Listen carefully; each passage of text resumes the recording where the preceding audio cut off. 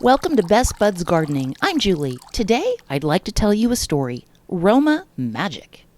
Spring had almost arrived, and it was time to start my tomato seeds indoors.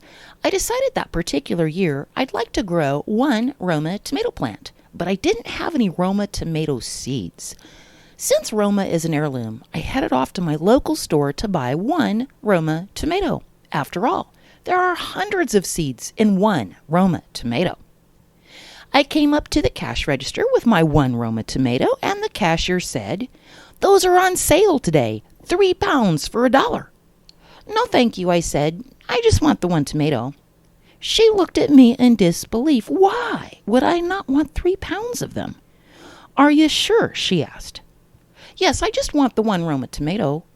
"But they're on sale," she said. 3 pounds.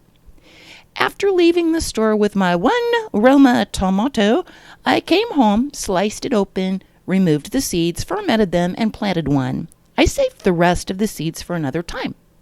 I sat my pot with my little Roma seed inside on the coffee table with some other plants I had started. A couple of hours later, I discovered my dog's tail had knocked the Roma cup over. The dirt was all over the floor. I searched desperately for the seed, but I never found it.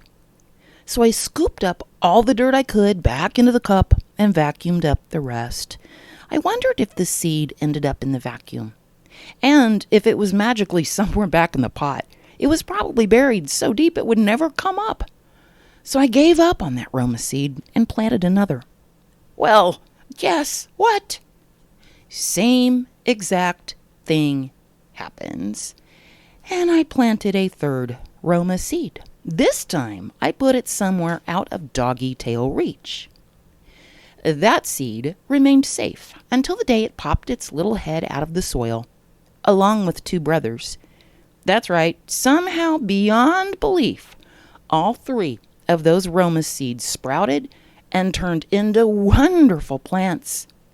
Guess who had way more than 3 pounds of Roma tomatoes that year? Thanks for watching, and don't forget to subscribe. It's free and you won't miss a thing.